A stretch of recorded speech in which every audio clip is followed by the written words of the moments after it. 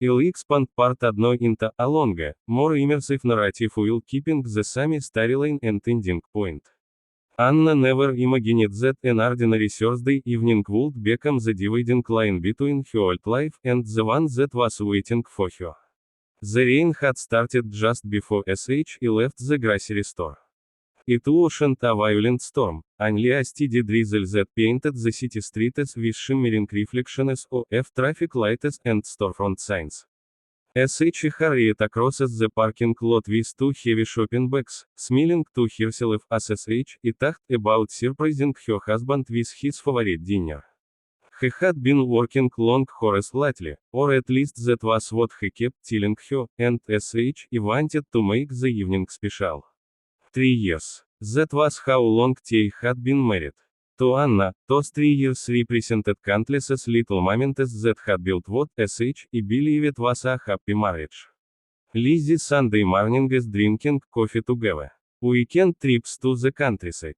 Long conversations about their dreams. She remembered how he had held her hand at her father's funeral, promising that she would never face life alone again. She had believed every word.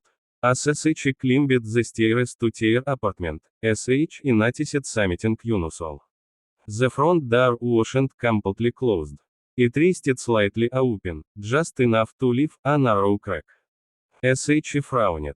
Her husband, Victor, was usually careful about locking the door. He often teased her for forgetting. One day I'll leave the whole city an invitation, he would joke. Anna balanced the grocery bags against her hip and quietly pushed the door open. The apartment was strangely quiet. No television, no music, just distant voices coming from the bedroom. She was about to call out his name when she realized he wasn't alone. A woman's voice drifted through the hallway. Soft, playful, intimate. Anna stopped walking. Perhaps it was a work colleague, she thought. Maybe someone had stopped by to discuss a project. But something about the woman's letter made her stomach tighten. Instinct told her not to announce herself. She carefully set one grocery bag on the floor and took another cautious step. The bedroom door was almost closed. She couldn't see inside. Only hear them. Then Victor lied. It was all she hadn't heard in months. Carefree, excited, alive. The same low used to have when they first started dating. Anna felt a strange ache inside her chest. Then she heard the sentence that shattered everything. I endured that fool for 3 years just for the apartment. For a moment, her brain refused to process the words. Surely she had misunderstood. Perhaps he was talking about someone else. Another couple. A story from work. Then he continued. Now everything will finally be ours. Soon we'll be together, my love. The woman's letter filled the room. I knew you'd keep your promise, she replied. Anna felt the blood drain from her face. The hallway suddenly seemed to narrow, to hot, to small. She couldn't breathe. The grocery bag slipped from her fingers. An orange rolled across the wooden floor before stopping against the wall. She lunged forward and caught the bag before anything else could fall. Neither of them heard it. Inside the bedroom they were too absorbed in each other. Anna stood frozen. Her heart pounded so violently she thought they must surely hear it. Every memory she treasured flashed through her mind. Their wedding day, their honeymoon, the evenings they spent planning renovations. The birthday surprise she had organized just 6 months earlier. Every smile, every embrace, every whispered, I love you. Were they all lies? She wanted to burst through the door. She wanted to scream. She wanted to demand an explanation. Instead, she quietly picked up the grocery bag, turned around, walked out of the apartment, closed the front door without making a sound. Only when she reached her car did her legs drive away. She climbed into the driver's seat and locked the doors. Then she cried. Not loudly, not dramatically. Silent tears streamed down her face as she gripped the steering wheel. She allowed herself exactly 5 minutes. 5 minutes to mourn. 5 minutes to let her heart break. 10 she wiped her eyes. Looked at her reflection in the rearview mirror. The woman staring back looked older than she had in her aga. But beneath the pain, another emotion was beginning to grow. Clarity. She whispered to herself. I have had only for 3 years. I can stay silent for a little longer. Instead of driving back home, Anna headed across the town. There was only one person she trusted completely. Sir J. Petrov, the lawyer who had handled every legal matter for her late father. He had known Anna since she was 12 years old. When she entered his office unexpectedly, he immediately noticed something was wrong. You've been crying, he said gently. Anna nodded. I need legal advice. He gestured toward the chair opposite his desk. What happened?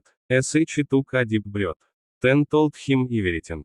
Not dramatically, not emotionally, just the facts. The overheard conversation, the apartment, the mistresses, the betrayal. Sir J listened without interrupting. When she finished, he folded his hands together. Before we discuss anything else, he said, I need to ask you one question. When exactly did you inherit your apartment? A year before I met Victor. And was it ever transferred into joint ownership?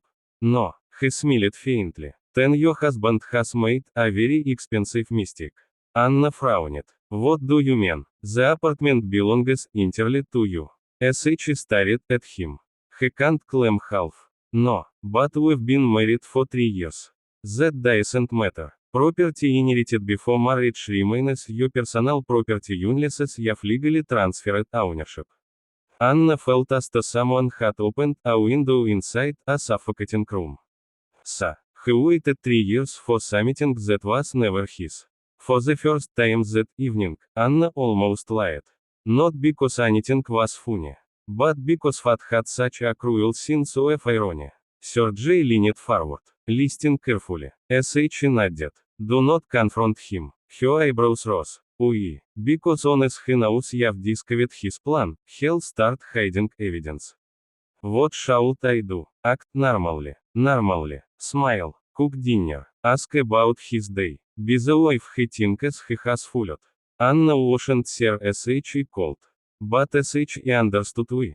Trust was strongest when the other person believed their lies were still working. Over the following days, Anna became an actress. Every morning she kissed Victor goodbye. Every evening she welcomed him home. She lied at his jokes. Asked about work. Pretended not to notice that he smiled at his phone whenever a message appeared. Sometimes he would disappear onto the balcony to answer calls. Before, she would have assumed they were business conversations. Now she knew better. One evening he came home carrying flowers. For you, he said warmly. She accepted them with a smile. They're beautiful. Inside she wondered whether he had bought 2 buckets that day. One for his wife, one for his lover. Late at night, after Victor had fallen asleep, Anna quietly opened the household filing cabinet. She wasn't searching for revenge. She was searching for truth. Bank statements, insurance papers, tax documents, receipts. She photographed everything. A pattern quickly emerged. Small transfers, regular payments, money disappearing every month into an unfamiliar account. Nothing large enough to attract immediate attention. But together, the total was shocking. Thousands. She copied every document. Stored the evidence securely. Then returned each paper exactly where she had found it. Every few days she met Sir J. Each meeting revealed another piece of the puzzle. Each document uncovered another lie. And with every discovery, the frightened woman who had cried alone in her car slowly disappeared. In her place stood someone stronger. Someone calmer. Someone who understood that anger could cloud judgment, but patience could expose everything.